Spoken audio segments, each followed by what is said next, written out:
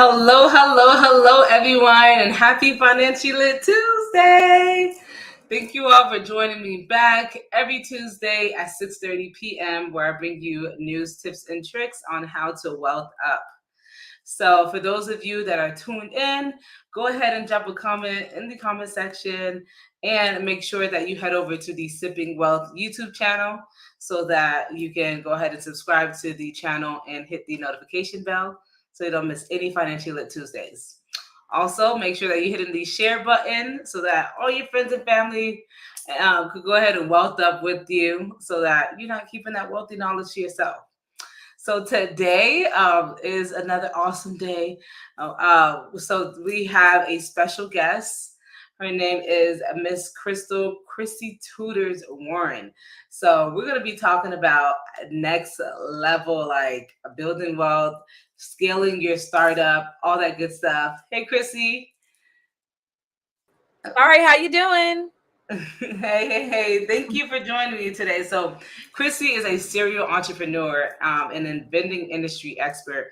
She has been in the industry for over 5 years, helped over 2,000 people create vending machine startups, and she also created her first venture with less than $1,000 and grew it up to a multi six-figure business. So, without partners or investors. She continues to broadcast her business tips via social media to assist her community in successful ventures of their own. So, Crissy, is there anything else you could let the people know about yourself? Honestly, the only other thing that people might not know is I was the first African American male and female to even get on Instagram and chat about the vending machine business for free. So there was no one out there prior to me getting on lives and just sharing free knowledge. So I'm excited to just still be a part of this. And I'm happy that people even want to tap into vending. That's awesome. Look at that. Trailblazing. I love it. Crissy Tutors, y'all. So tonight, like I said, we're going to be talking about how to go ahead and scale up your startup. And then, of course, we have the vending machine industry expert. So she's going to touch on that a bit too. So we're going to start by talking about the 4 stages towards business success and as we know it. So we have the launch stage, growth stage, sustain stage, and the scale stage.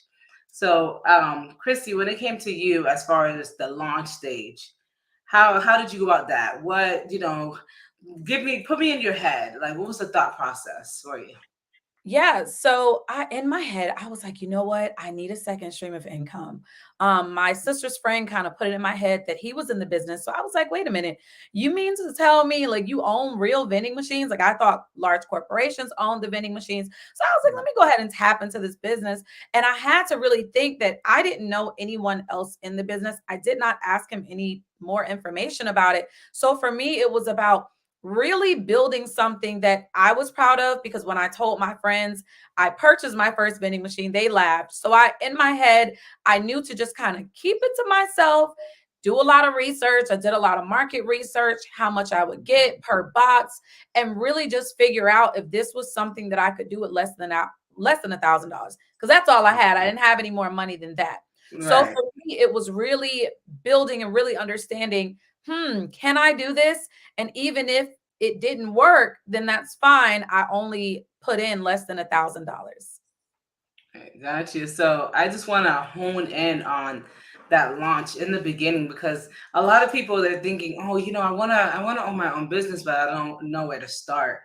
And she hit a very like an important point that I want to shed some more light on, and that's market research.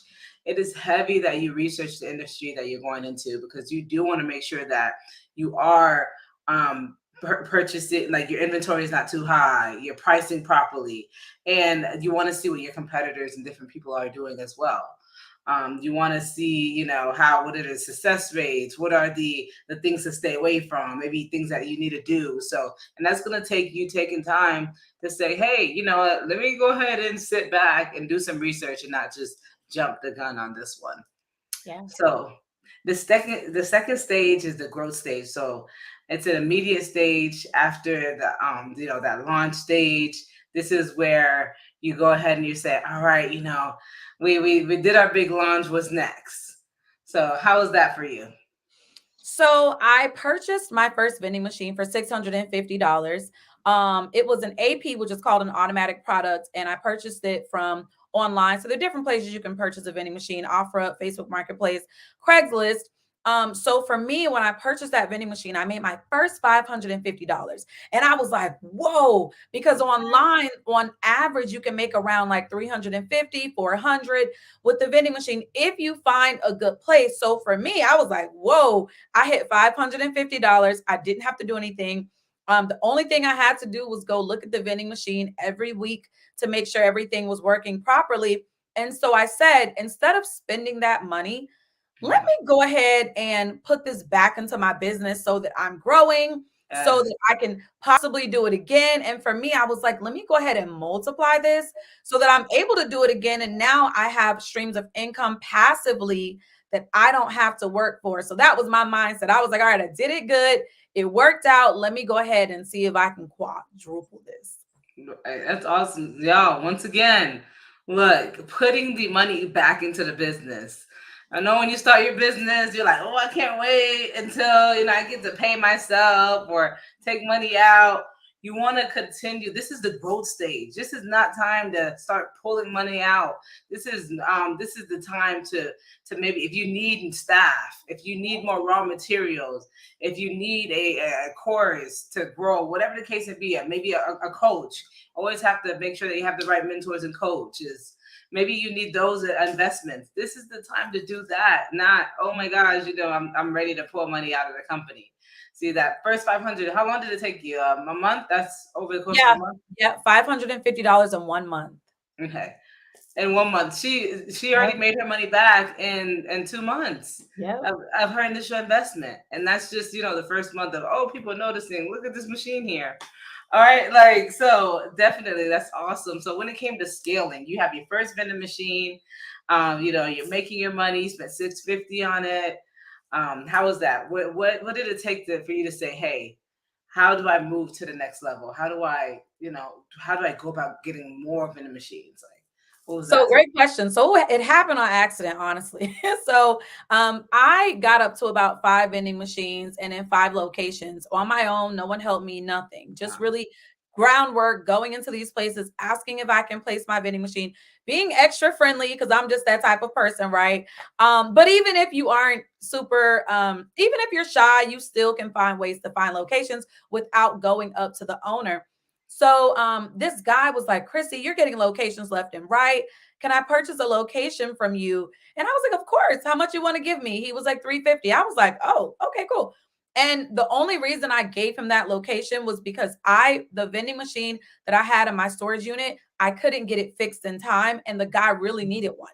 So then I gave it to him for 350 and he came back and he's like, oh, did you know that you can actually you can sell locations? So I was like, what do you mean you can sell locations? He was like, people sell locations for $2,000, $2,500, and you can do it too. And I was like, what?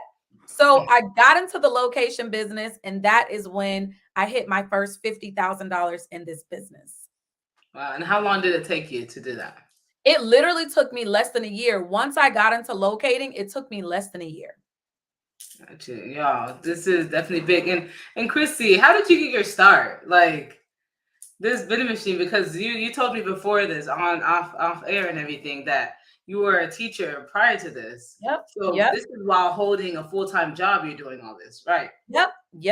This is while holding a full-time job. I literally, I loved vending when I was in it. To me, all I would do was get off my job, go pick up my daughter, and we would go travel to Miami to go stock these machines. But I knew I needed help. So Mhm. I needed more people to work in my business in order for me to get the money passively. I hired 3 people in Miami so that I didn't have to travel 40 minutes to go stock the machines. When I did that, I was able to focus and hone in on my location business. Gotcha. Look at that again. As Yeah. that goes back to making sure that you're sustaining your business and scaling, not pouring money, taking money out of it, and now you don't have enough to hire and move to the next level. So Crissy was able to do that because, hey, like, one, she was hasty with saying, "Hey, I'm going to leave corporate America." She strategically did this, right? She built the business, but also saying, she realized, hey, if I'm going to get to the next level, I can't do it by myself. I need a team. Yep. So that's definitely big.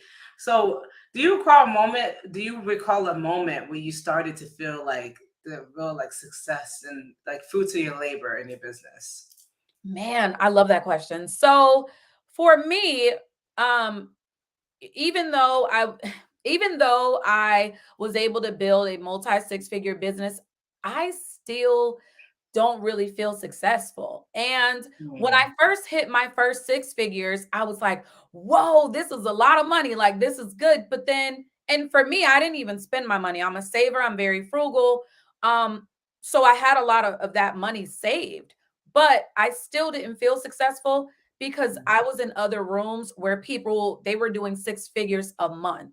So, and that's right now I'm in rooms where people are doing seven figures. So to me, I feel like I'm not successful. I'm not doing enough. I got to work a little harder. So I think it's good to make that goal, right? But when you make that goal, it's good to like make it bigger. And that way mm. you really can pass on the torch to your family and you're set.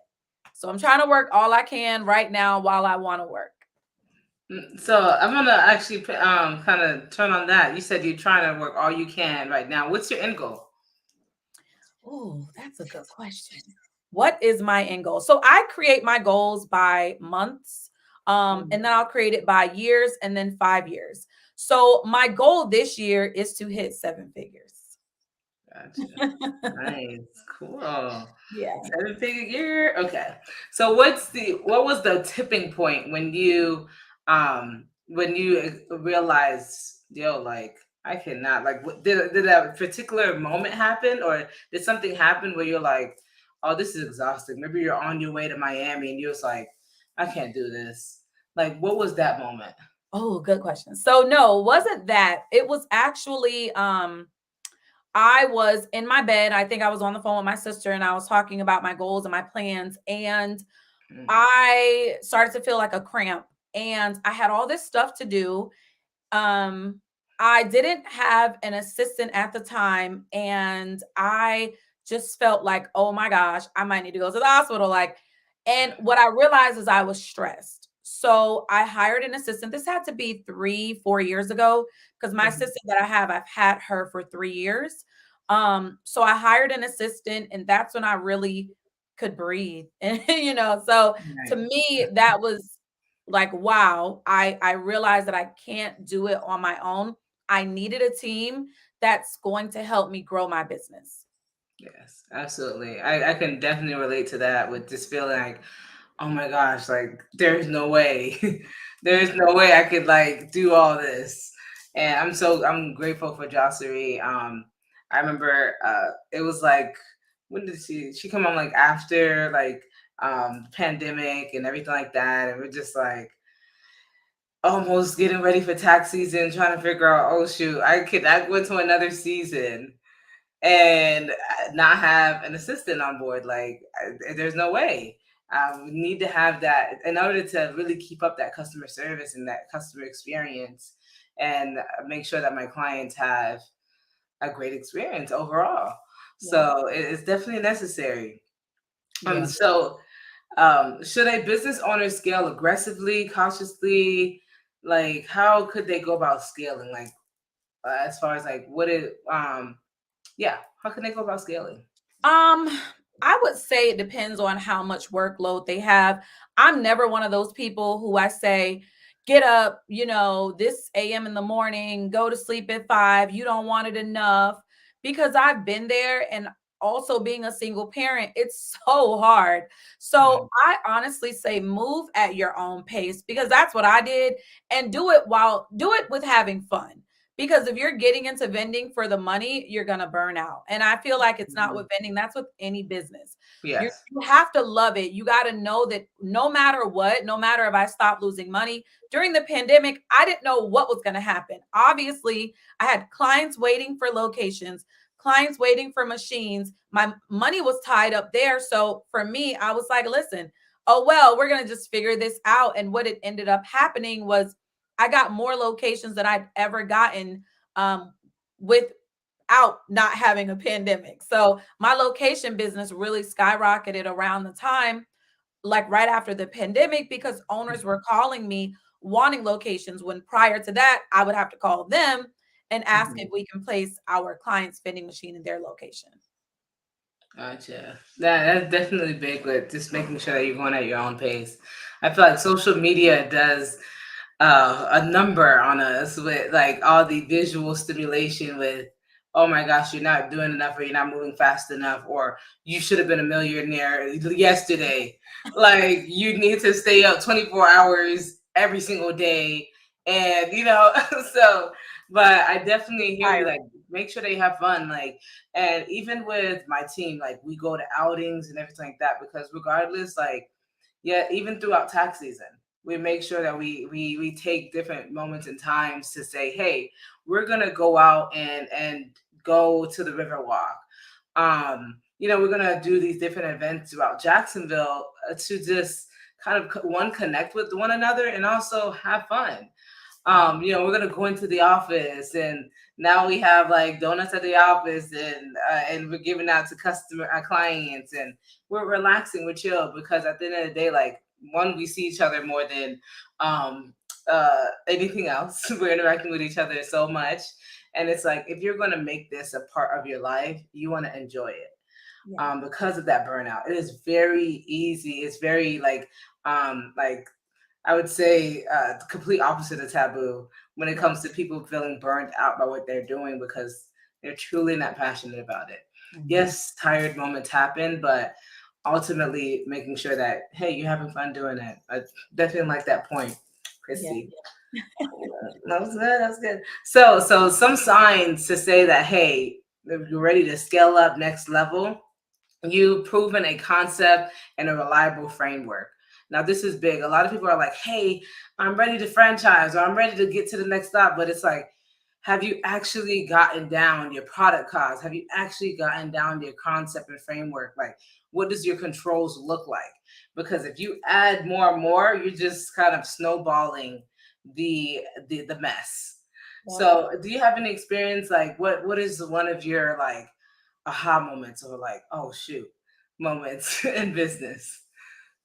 I would, and you're saying positive, right? Or is this negative? Negative Oh, aha moment. well, yeah, on the like, oh dang, negative side. Like, Okay. well, it's a growth moment regardless. So, Okay. I would say when I realized that, so I used to be the one going out to vending machines if someone needed help fixing it.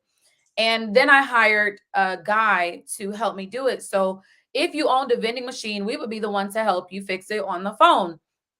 And what I realized is I didn't have my legal work together, because I had a client who signed up to work with us, but in the process of her dad moving that vending machine inside of the store, the vending machine ended up on top of him. And um, it's crazy, because what I didn't realize was, had she had been on the call with me, it could have been a lawsuit. Now, this girl's super sweet. She loves me, I love her, but that could have potentially been a huge lawsuit, because I'm on the phone as the maintenance person, and I didn't have like contracts in place, nothing in place saying that we're not liable for anything of that sort. So for me, it was just like, whoa, have mm, your legal work in place, whatever yeah, you do. And so that taught me that lesson. And I know it's kind of weird because it's vending, but that really was just something that was like a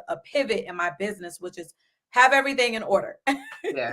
Yes, that is definitely huge. And even, I mean, in my industry as well, it's like, hey, make sure, one, we have our contracts, we record our sessions, things like that. But we also are like, we have insurance. So just making sure that we have those different things in place for things like this, because, you really don't know. And then you don't want to be put in a position where you're faced with a lawsuit and you're stuck. Yeah. So that is definitely not the place to be. So, what is one takeaway, one thing that you would leave the viewers to kind of leave with? I would say move at your own pace, definitely, if you're going to get in vending, buy one vending machine, see how it goes. Don't feel like you have to buy all these vending machines or a huge vending machine route, which is a vending machine that's in a location already. Don't feel like you have to go big the first time. Get a little dose of the vending industry. And the number one thing is understand that you don't have to own a vending machine to make at least $20,000 a year in this business. You can sit at home and make money in this business and not own a vending machine. I think that's one that people are like, what? Yeah, that's big. That's big. So, Crissy, Tutors, where can they find you? Oh, wait, um, we have a question. Hold on. Go ahead. oh, Um, what are the 4 stages of scaling again? I think that's for you. oh, okay. The 4 stages is your launch, growth, sustain, and scale. That was a good So, question. right, we have our launch, growth, sustain, and then our scale. Ready to move on. Right, um, cool. so they can find me at Crissy Tutors, at Crissy Tutors on Instagram and Facebook, and then at Vending Factory One is where you can find a lot of free information about vending. And then we offer different services, finding locations, finding machines. And so yeah, you can go ahead and click the link in our bio for that information as well. Awesome. Thank you so much. And thank you everyone that tuned in. So in the comment section, also on the screen, you'll see where to find Crissy Tutors and make sure that you're following her. I know I received a few DMs myself, like, oh shoot, someone's coming on and talk about this. So cool. So you know where to find her. You know where to go ahead and follow her on social media and click her link as well. Thank you. Thank you. Is there You're welcome. anything else you wanted to add? I know you had a the book you just launched. Yes, it didn't launch yet. Oh, okay. I think it fell along with, oh, here it is. Well, okay, here it is. So yeah, so I just self-published my first book. And it will be launching this weekend. And so it will teach your child all about candy machines. So the candy machine business with Cadence Slays. It'll teach your child how to get into the candy machine business. There are people who make $100 a month just off one candy machine. So being in the candy machine business is dope. And then that's me on the background, but it is our first self-published book that we are launching. And it's going to come with a couple of goodies as well, a workbook, a course. So it'll come with some goodies that you can also grab as well. Cool. So that's it, y'all. Y'all hear that? Crissy Tutors. Thank you, You so guys much heard for it joining first. me. Right.